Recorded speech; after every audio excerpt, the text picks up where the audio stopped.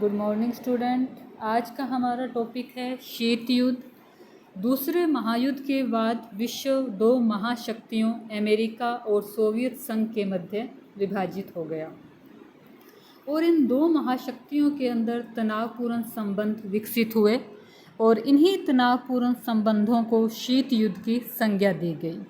महत्वपूर्ण बात यह है कि यह ऐसी स्थिति थी जब दोनों महाशक्तियां युद्ध के कगार पर तो खड़ी थी, लेकिन यथार्थ में कोई युद्ध नहीं हुआ।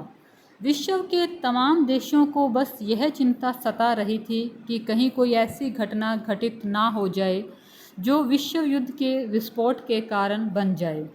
दोनों महाशक्तियों ने अपने अपने सैनिक गुट बनाए और शक्ति संतुलन बनाने के लिए विश्व के छोटे बड़े देशों को अपने पाले में समेटने का प्रयास किया।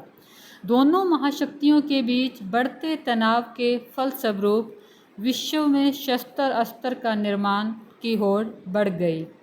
इसी तनावपूर्ण राजनीतिक कूटनीतिक मोर्चे पे एक दूसरे को मात देने के लिए जो प्रयास थे वातावरण था, ऐसी स्थिति को बर्नार्ड बारूच ने शीत युद्ध का नाम दिया। अब यहाँ यह इम्पोर्टेंट प्रश्न है कि शीत युद्ध शब्द का प्रयोग किसके द्वारा किया गया, तो बर्नार्ड बारूच ने शीत युद्ध शब्द का प्रयोग किया। प्रोफेसर लिपमैन ने इसे अंतर्राष्ट्रीय स्तर पर लोकप्रिय किया। अब लोकप्रिय करने का श्रेय किसे है? लिपमैन को।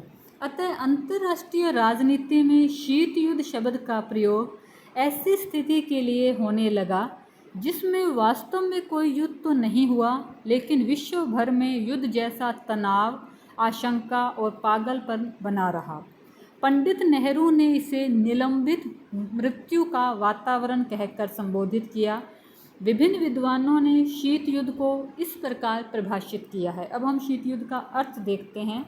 जोसेफ फ्रैंकेल ने कहा है, शीत युद्ध को दो बड़े राज्यों के बीच विद्यमान गहरी प्रतिस्पर्धा, प्रतियोगिता, चालों और अभियानों का सिलसिला माना है।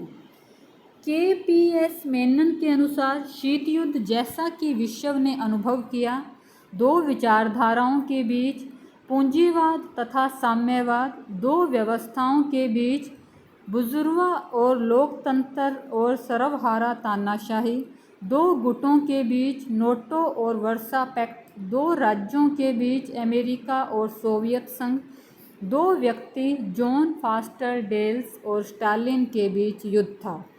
इसे ही D.F. फ्लेमिंग ने अपनी रचना the cold war and its origins 1917 से 1959 में लिखा। शीत युद्ध एक ऐसा युद्ध है जो युद्ध क्षेत्र में नहीं बल्कि मनुष्यों के मस्तिष्क में लड़ा जाता है और इसके द्वारा उसके विचारों पर नियंत्रण स्थापित किया जाता है। लुइस हाले ने अपनी रचना the cold war as history 1967 में कहा, शीत युद्ध परमाणु युग में ऐसी तनावपूर्ण स्थिति है जो शस्त्र युद्ध से एकदम भिन्न है, किंतु इसमें अधिक भयानक युद्ध यह है कि यह एक ऐसा युद्ध है जो अंतर्राष्ट्रीय समस्याओं का समाधान करने के स्थान पर उन्हें उलझा देता है। विश्व में चाहे कोई भी समस्या रही हो, जैसे कि वियतनाम हो या कश्मीर या कोरिया की समस्या, ये सभी शीत युद्ध के मोहरे के रूप में प्रयोग की जाती है। इसी तरह शीत युद्ध के अर्थ में इवान लुआर्ड ने अपनी रचना द कोल्ड वॉर में कहा है, शीत युद्ध वाक्यांश इसकी सुनिश्चित परिभाषा के अभाव में विलक्षण है। शायद यह तीव्र सामाजिक, आर्थिक, वैचारिक प्रतिस्पर्धा के रूप में परिभाषित है। आज हमने शीत युद्ध का अर्थ देखा। अब हम देखते हैं शीत युद्ध की विशेषताएं। शीत युद्ध के अंदर विश्व दो महाशक्तियों के रूप में बंट जाता है। यह वास्तविक युद्ध ना होकर प्रचारात्मक युद्ध है। यह युद्ध का वातावरण है जिसमें कूटनीतिक चालों का प्रयोग किया जाता है। कल हम शीत युद्ध के कारण और उसके विभिन्न चरण देखेंगे।